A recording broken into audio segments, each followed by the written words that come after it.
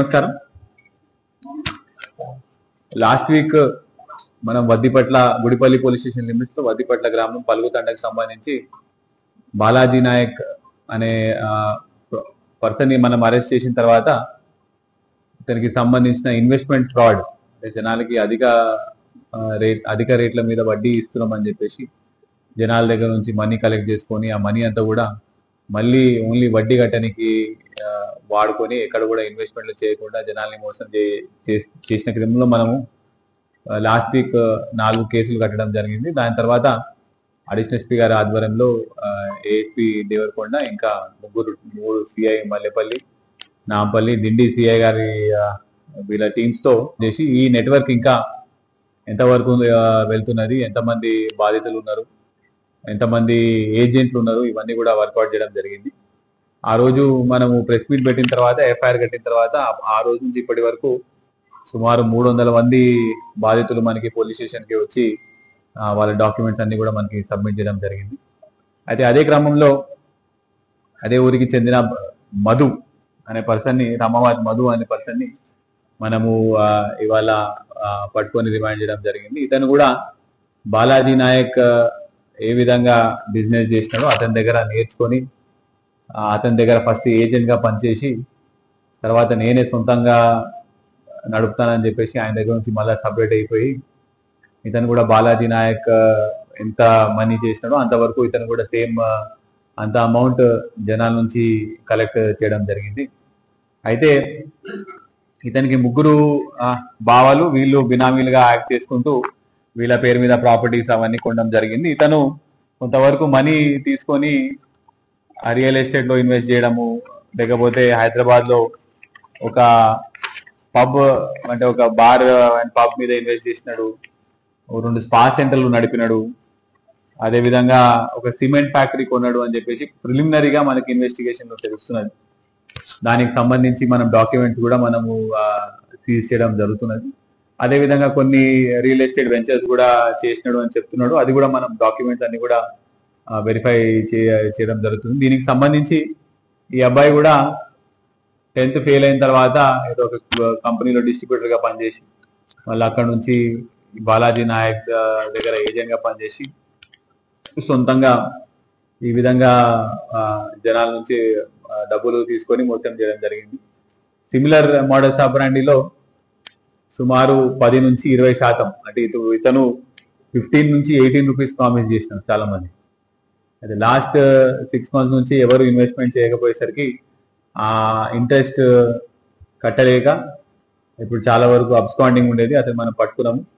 అదే విధంగా ఇవాళ మిగతా బాలాజీ నాయక్ సంబంధించిన బినామీలు ప్లస్ వాళ్ళ ఏజెంట్స్ ని కూడా మనము ఇవాళ రిమైండ్ చేయడం జరుగుతున్నది. ఇందులో మనము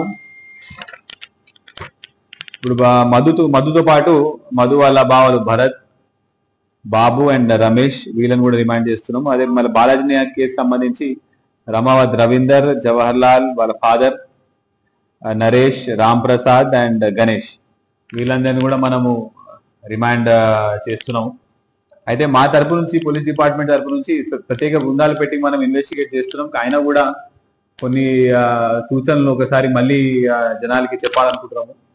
ఒకటి, మీరు ఎక్కడైనా సరే అందరూ కూడా చాలా కష్టపడి పగలనక రాత్రంగా కష్టపడి డబ్బులు సంపాదిస్తున్నారు. సంపాదించిన తర్వాత ఈ మనీ అనేది మీరు ఎక్కడ పెడుతున్నారో అని కూడా చాలా జాగ్రత్తగా చూసి ఇన్వెస్ట్మెంట్ చేయాలండి. ఎట్ ఎనీ పాయింట్ ఎక్కడైనా కూడా రిజిస్టర్డ్ ఫర్మ్స్ అంటే సెబీ రిజిస్టర్డ్ ఫర్మ్స్ అన్న ఇన్వెస్ట్మెంట్లలో చాలా వరకు ఆన్లైన్ లో కూడా ఇట్లాంటి ఫ్రాడ్ జరుగుతున్నాయి, ఫిజికల్ గా కూడా ఫ్రాడ్ జరుగుతున్నాయి. ఇది ఫిజికల్ కేసు అంటే మాకు తెలిసిన వాళ్ళు కదా, ఎక్కడ పోతారు కదా అని చెప్పేసి ఒకటే ప్రాపర్టీని చూపించి 100 మంది దగ్గర తీసుకొని వెళ్ళి ఈ ప్రాపర్టీ నాది, ఏదైనా ఈ ప్రాపర్టీ మీకు ఇస్తా అని చెప్పేసి మోసం చేయడం జరిగింది. ఇప్పుడు బాలాజీ నాయక్ కేసులో కూడా ఒక వైన్ షాప్ తీసుకెళ్లి ఆ 100 మందికి ఆ వైన్ షాప్ నాదే, ఏదైనా ఉంటే ఈ వైన్ షాప్ మీకు ఇస్తా అని చెప్తుంది.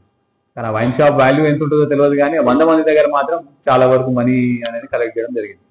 సో మా పోలీస్ డిపార్ట్మెంట్ తరఫు నుంచి ఒక రిక్వెస్ట్, ఎక్కడైనా కూడా మీరు ఇన్వెస్ట్మెంట్ చేసినప్పుడు మాత్రం ప్లీజ్ రిజిస్టర్డ్ ఫర్మ్ లో చేయండి. జనాలు అధిక వడ్డీ ఇస్తా అని చెప్పేసి చెప్తే మాత్రం అది కంపల్సరీ అది ఎక్కడ కూడా లోకంలో ఎవరు కూడా 10%, 15% కూడా సంపాదించి ఇవ్వలేరండి. సో అట్లాంటి వారికి ఎక్కడ కూడా మోసపోవద్దు మీరు. అదే విధంగా ఒకటి లాస్ట్ వీక్ కూడా ఒక కాల్ జైలు నుంచి మాట్లాడిన ఫోన్ కాల్ ఒకటి ఒకటి వైరల్ అయింది. అది జైలు నుంచి వాళ్ళకి వారానికి 2 సార్లు ఫోన్ ఇవ్వడం జరుగుతుంది. అది అక్కడ నుంచే రికార్డ్ అయింది. అక్కడ జైలు నుంచి మాట్లాడి వాళ్ళు అవతల వాళ్ళ పర్సన్ తీసుకొని రికార్డ్ చేసి పంపించడం జరుగుతుంది. దీంతో పాటు నిన్న కూడా ఇంకొకటి ఏదో ఒక మెసేజ్ ఒకటి వైరల్ అయింది. అధిక వడ్డీ, అధిక డబ్బులు, చాలా వరకు డబ్బులు పోలీసు వాళ్ళు సీజ్ చేసినారు, ఎస్పీ ఆఫీస్కి వచ్చి తీసుకొని వెళ్ళండి అని చెప్పేసి. ఇట్లాంటి రూమర్స్ కూడా ఎక్కడ బిలీవ్ చేయకండి. ఏదున్నా కూడా మనము పోలీస్ స్టేషన్ లో అందరి ముందు కూడా మనము ఓపెన్ గా ఇన్వెస్టిగేషన్ చేస్తున్నాము అడిషనల్ ఎస్పీ గారి ఆధ్వర్యంలో. సో ఏ ఇన్ఫర్మేషన్ ఉన్నా కూడా ప్రాపర్టీ వాల్యూస్ ఎక్కడ ఉన్నాయి, ప్రాపర్టీస్ ఎక్కడ ఉన్నాయి, ఇంకెక్కడైనా ఇన్వెస్ట్మెంట్ చేసినారు అని అట్లాంటివి తెలుస్తూ కూడా మా పోలీస్ డిపార్ట్మెంట్ కి తప్పనిసరిగా మీరు ఇన్ఫర్మేషన్ ఇవ్వండి. Definitely we will seize these assets. So finally I would only request one thing, ఎక్కడ కూడా మీరు ఇట్లాంటి ఫ్రాడ్స్ కి మోసపోకుండా అధిక వడ్డీలు ఇస్తారని చెప్పేసి మీరు కన్ఫ్యూజ్ కాకుండా అందరూ కూడా ప్రాపర్ గా మంచిగా ఇన్వెస్ట్మెంట్ చేసుకోవాలని కోరుకుంటున్నాను. థ్యాంక్ యూ చెప్తున్నారు.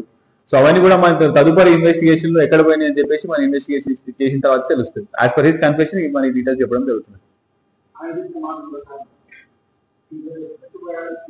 చూడండి, ఇప్పుడు మనం ఆ రోజు ప్రెస్ మీట్ పెట్టినప్పుడు కూడా బాలాజీ నాయక్ ది విక్టిమ్స్ ఎంతమంది మనకు తెలియదు. 1 వీక్ లో మనకి 320 మంది విక్టిమ్స్ వస్తే మన మెల్లిమెల్లిగా మనకి ఆ ఇన్వెస్ట్మెంట్ ఎంత అవుతున్నదో, ఎంతమంది ఫ్రాడ్ తెలుస్తుంటది. ఇది కూడా అంతే, అదే విధంగా వెళ్తుంది. 10 మంది వచ్చినారు. ఇప్పుడు ప్రెస్ మీట్ పెట్టిన తర్వాత I think we are expecting lot of people. వాళ్ళ ఏజెంట్ మధు లాస్ట్ ఇయర్ వాళ్ళు విడిపోయి మధు సపరేట్ గా